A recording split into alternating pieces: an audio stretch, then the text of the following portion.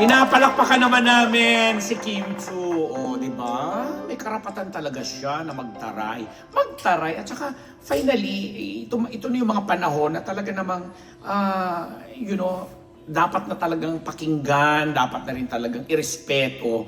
Dahil umabot na siya dun sa estado ng kanyang career sa showbiz na talaga namang carry na niya na manindigan at sabihin niyo gustong sabihin niya. Kasi nga, pinag-usapan at nag-viral yung reaction or naging reaction ni Kim Chu sa mga tila delulu.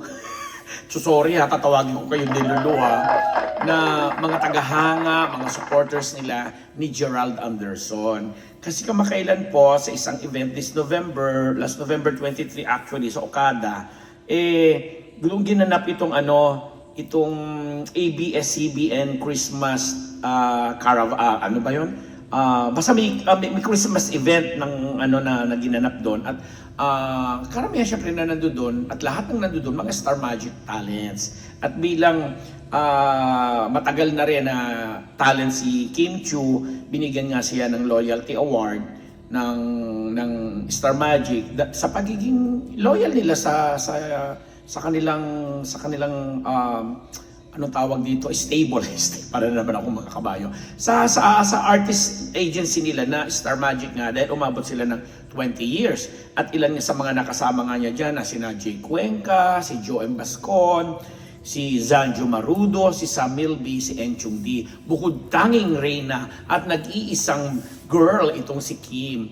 Tapos, syempre nandoon siya, nagpipictorial, may mga photo op, bla bla, and si Enchong tinawag siya, supposedly nasa magkabilang dulo si Joe M, tapos si Sam, tapos sino pa bang isa? Si Jake, tapos si Gerald, tapos si Enchong, tapos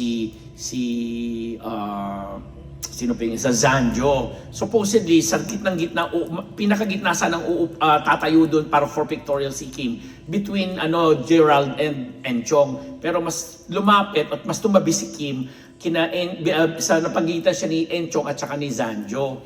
Tapos syempre beso-beso, ganyan-ganyan. Since nandoon si Gerald, matagal din naman na yung nangyari. Naging magkasama naman sila, nagkaroon naman ng pagkataon na sumikat sila bilang love team, pineso rin niya. Kaya lang, sumobra naman yata yung ilusyon ng mga fans na maraming kinilig, maraming nagsasabing finally, beso lang daw pala yung makakapagpabago ng lahat, etc. and so on. Hanggang siguro nakarating ito sa social media account ni Kim at hindi na natiis ni Kim na sumagot din. At napakaganda, tinangaan namin, pinalakpakan ang kanyang kasagutan. Sandali, palakpak tayo. Kaya pinalakpakan natin yung kasagutan niya doon sa na sanabi niya, nakakaloka yung feed ko kung makapag-relapse akala mo talaga, di tayo niloko 15 years ago. Ha ha ha. Char, not char. Yan ang sabi ni Kim Chu. O diba nakakaloka si Kim? Talagang very confident. Alam mo, parang Miss Universe kayong dating sa amin ng ganung post niya. Kasi nga naman, may mga nakarelasyon na silang iba. After Gerald, andyan dyan, pumasok na si Yanlim. Tagal-tagal nga din nung tinakbo ng relasyon nila. And right now, happy ang kanyang pagkababay, ang kanyang puso.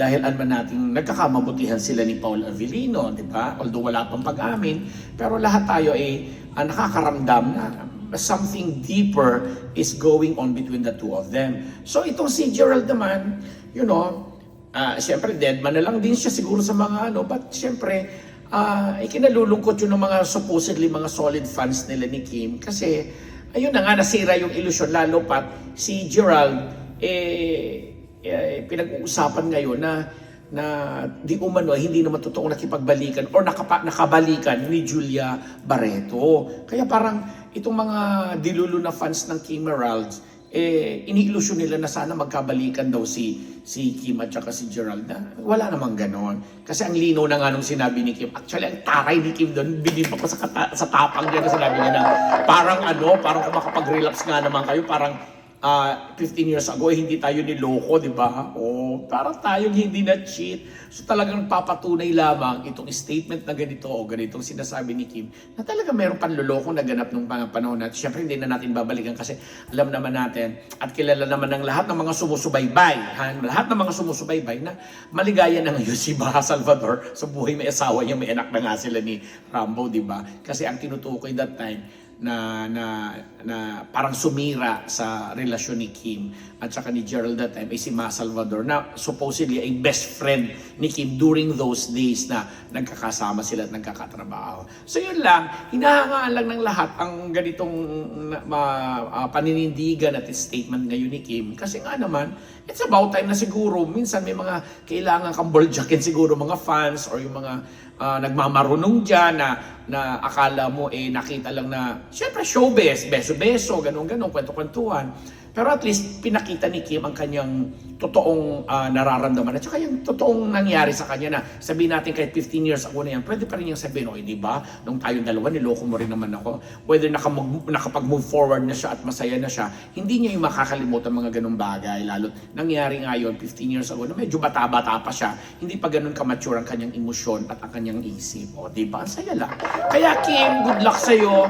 Hindi man namin nasusubaybayan ng inyong The Alibi series ni Paul Avellino, pero sa mga platform at sa mga feedback na nakakarating sa amin at na pag-uusapan ay isa ito sa mga magagandang series na nagawa mo kasi nga very mature ang atake sa role at saka yun na nga medyo daring ang mga eksena, etc. Nakita na rin naman natin sa mga previous mong projects. And yun na nga, congratulations kasi sabi nga, inabot na 20 years bilang magdadalawang dekada na rin palang artista si Kim, no? And kagaya ng binigay sa yung Loyalty Award ng Star Magic, pinapasalamatan ka rin ng lahat ng mga tagahanga mo at lahat ng mga taga-subaybay mo na nagwi-wish, na patuloy na nagwi-wish at naghahangad na sana nga ay magtuloy-tuloy ang magandang samahan ninyo ni Paul Avellino at magtagumpay pa sa mga susunod ninyong mga engagement. O, di ba? Kagaya nga ng, kita mo naman, yung dalawang housemate na nauna pa kayo, nagpakasal na.